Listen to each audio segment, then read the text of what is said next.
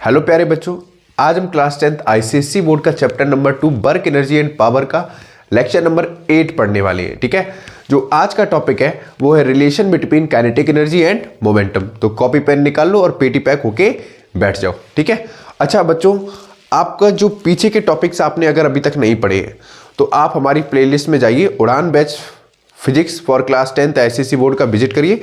उसमें चैप्टर 22 ठीक है सारे लेक्चर्स हैं। अब वहां से जाके आराम से एक एक वीडियो देखिए और अच्छे से नोट्स बनाइए। ठीक है, तो स्टार्ट करते हैं अपना खूबसूरत सा topic, relation between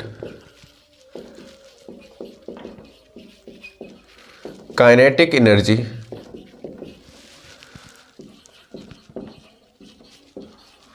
and momentum. पहले तो बच्चों इसके डिफरेंस की बात करते हैं। ठीक है, काइनेटिक एनर्जी क्या कहता है, मोमेंटम क्या बताता है। ठीक है, आप ऐसे समझ लो कि कोई ये ऑब्जेक्ट है, ठीक है, जिसका मास m है। इस पे मैंने क्या किया, फोर्स अप्लाई किया। फोर्स अप्लाई करने से जाहिर सी बात है इसने कुछ ना कुछ वेलोसिटी गेन की।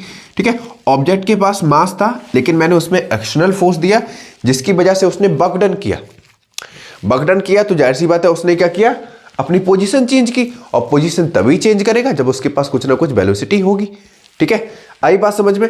ठीक है, तो मतलब वर्क डन किसके बराबर होता है, काइनेटिक एनर्जी की। आपको मैं बता चुका हूं वर्क डन किसके बराबर होता है, काइनेटिक एनर्जी के। मतलब के ई बराबर हम ऐसे भी तो लिख सकते हैं एफ इंटू एस। लिख सकते हैं या नहीं लिख सकते, बिल्कुल लिख सकते हैं। ठीक है, ये कैसे आया सर, पिछली वीडियो में लेक्चर नंबर 7 में मैंने क्या किया है, इसके बारे में डिटेल में आपको एक्सप्लेन किया है। लेक्चर नंबर 6, 7 आप विजिट कर लेना, आपको पूरा ये कॉन्सेप्ट समझ में आ जाएगा। ठीक है, या तो बच्चों काइनेटिक एनर्जी को आप ऐसे कह सकते हो, the energy develop due to the motion of an object. ठीक है, गति करने के टाइम पे जो ऑब्जेक्ट में एनर्जी डेवलप होती है वो क्या होती है, काइनेटिक एनर्जी। इतनी बात समझ में आ गई। ठीक है, अब बच्चों मोमेंटम क्या होता है, मोमेंटम होता है बच्चों product of mass and velocity. मतलब पी से किससे डिनोट करते हैं, मोमेंटम को। ठीक है, किससे डिनोट करते हैं, पी से। और एम क्या होता है, मास। और वी क्या होता है बच्चों, वेलोसिटी। ठीक है, वेलोसिटी मतलब मास और वेलोसिटी का जो प्रोडक्ट है उसको हम क्या कहते हैं, मोमेंटम। आई बात समझ में। अब देखो बच्चों, यहां पे मास था ऑब्जेक्ट का, हमने एक्सटर्नल फोर्स दिया जिसकी वजह से उसमें क्या डेवलप हो गया, वेलोसिटी। ठीक है, इसीलिए आप देखो कोई भी चीज को आप अगर फेंको, ठीक है, तो जाहिर सी बात है ऑब्जेक्ट का मास था, आपने फोर्स दिया, फोर्स देने से क्या हो गई, उसमें वेलोसिटी डेवलप हो गई, इसीलिए डायरेक्टली क्या बढ़ गया, मोमेंटम बढ़ जाता है। समझ में आ गया, क्लियर हो गया। ठीक है, अब इसके रिलेशन की बात करते हैं। ठीक है, तो मोमेंटम क्या है बच्चों, the product of mass and velocity is simply defined as momentum. आपको पता होगा। ठीक है, नहीं पता तो मैंने अभी डेफिनेशन बोली है, आप वीडियो पॉज करके डेफिनेशन लिख सकते हैं। ठीक है, काइनेटिक एनर्जी क्या है, the energy developed due to the motion of an object is known as kinetic energy. ठीक है, अब काइनेटिक एनर्जी वर्क डन के बराबर होता है, तो वर्क डन की यूनिट क्या होती है, जूल। तो काइनेटिक एनर्जी की भी यूनिट क्या होगी, जूल। वर्क डन कैसा है, स्केलर क्वांटिटी, तो काइनेटिक एनर्जी भी क्या होगा, स्केलर क्वांटिटी। आई बात समझ में, कोई तकलीफ। मोमेंटम कैसा है, वेक्टर क्वांटिटी है, स्केलर क्वांटिटी है, बताओ। कमेंट बॉक्स में आंसर चाहिए इसका। ठीक है, अभी मैं नहीं बताऊंगा, आपको कमेंट बॉक्स में आंसर देना है कि मोमेंटम स्केलर क्वांटिटी है या वेक्टर क्वांटिटी है। ठीक है, और मोमेंटम की यूनिट क्या होगी, आपको कमेंट बॉक्स में आंसर इसका देना है। ठीक है, ठीक। अब बच्चों रिलेशन की बात करते हैं। ठीक है, तो यहां पे लिखेंगे let an object of mass m moving with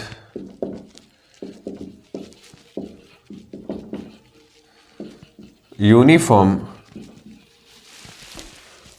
velocity v। ठीक, तो बच्चों इट्स काइनेटिक एनर्जी क्या हो जाएगी, आपको पता है, हाफ mv²। इसको दे दो इक्वेशन फर्स्ट। आई बात समझ में। अब बच्चों मोमेंटम का फॉर्मूला आपको मैंने अभी जस्ट बताया था, मोमेंटम का फॉर्मूला अभी आपको बताया क्या होता है। मोमेंटम को डिनोट किससे करते हैं, पी से, और ये होता है product of mass and velocity. इसको दे दो इक्वेशन सेकंड। ठीक है, आई बात समझ में। अब बच्चों मेरे को v निकालना है, तो v क्या हो जाएगा, p अपॉन m। इतनी बात समझ में आई। v क्या होगा, p अपॉन एट। b की वैल्यू सब्स्टिट्यूट कर देंगे इक्वेशन फर्स्ट में, तो लिखेंगे यहां पे substituting the value of v in equation first. आई बात समझ में बच्चों? जरा यहां पे वैल्यू रखो बच्चों। v की जगह क्या रखना है यहाँ पे, p बाई एम। तो के ई बराबर क्या होगा बच्चों, हाफ। देखो m की जगह m रहेगा और v की जगह क्या हो जाएगा, p अपॉन m का होल स्क्वायर। आई बात समझ में? ठीक है, तो ये हो जाएगा बच्चों के ई बराबर half m into P square upon m square. ठीक है, m से m गया तो काइनेटिक एनर्जी कितना हो जाएगा बच्चों, p स्क्वायर अपॉन 2m। आई बात समझ में? तो ये तो काइनेटिक एनर्जी का रिलेशन हो गया किसके साथ, मोमेंटम के साथ।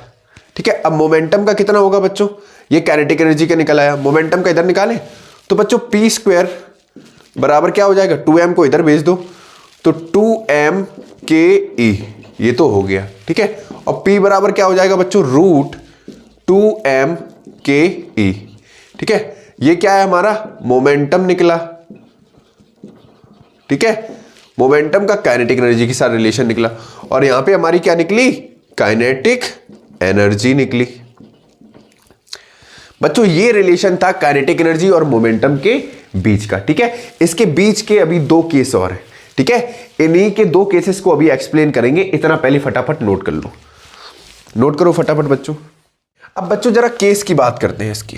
ठीक है, केस फर्स्ट लिखो। कोई भी दो बॉडी कंसीडर कर रहे हैं, एक बॉडी ए है दूसरी बॉडी बी है। ए बॉडी का मास है m और बी बॉडी का मास है कैपिटल M। यहां पे बच्चों ऐसे लिख दो, जो ए बॉडी है वो कैसी है, लाइट बॉडी है। ठीक है, और जो बी बॉडी है बेटा कैसी है, हैवी बॉडी है। ठीक है, अब जरा इसके रिलेशन की बात करते हैं। तो लिखेंगे बच्चों यहां पे इफ अ लाइट बॉडी, ऐसे लिखेंगे if a light body A of mass small m and a heavy body of mass capital M both have same momentum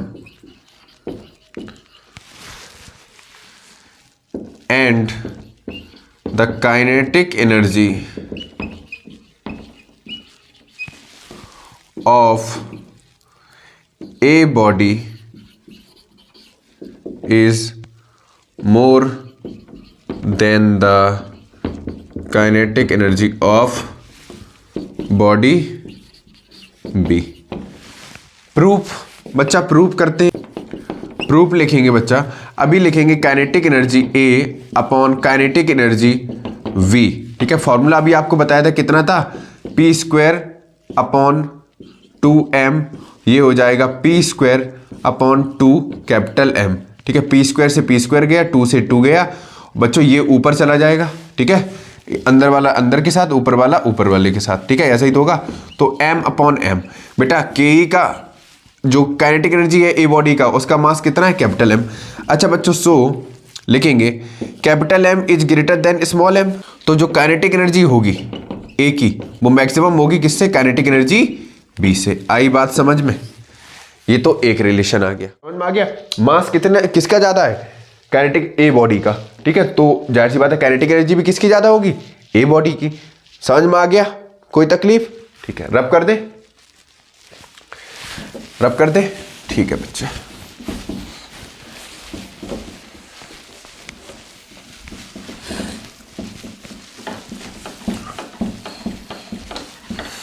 अच्छा बच्चों केस 2 की बात करते हैं। ठीक है, केस सेकंड की बात करते हैं, बड़े प्यार से समझाएंगे। सेम ले रहे हैं, ए बॉडी ले रहे हैं, बी बॉडी ले रहे हैं। ए बॉडी कैसी है, लाइट बॉडी है। ठीक है, बी बॉडी कैसी है, हैवी बॉडी है। ठीक है, इसका मास कैपिटल M, इसका मास स्मॉल m। ठीक है, लिखेंगे if a light body A of mass small m and a heavy body of mass capital M, both the body have same kinetic energy, but B body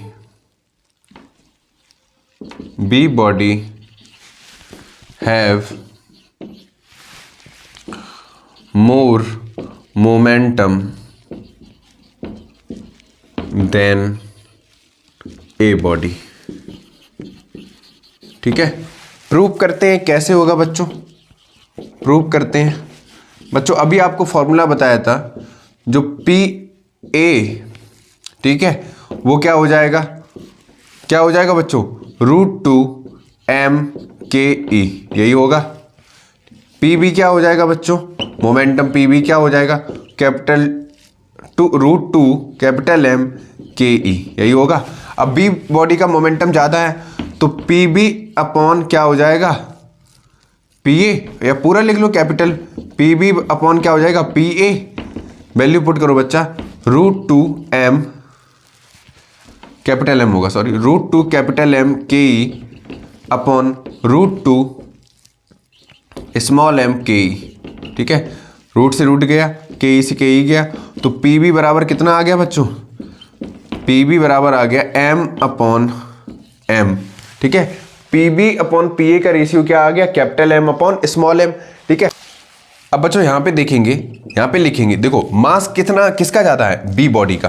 तो ठीक है, mass be body का ज़्यादा है तो जाहिर सी बात है मोमेंटम भी किसका ज़्यादा होगा, बी बॉडी का। आई बात समझ में, नोट कर लीजिए इतना। ठीक है, ये दोनों केस थे, आई होप आपको समझ में आ गए होंगे।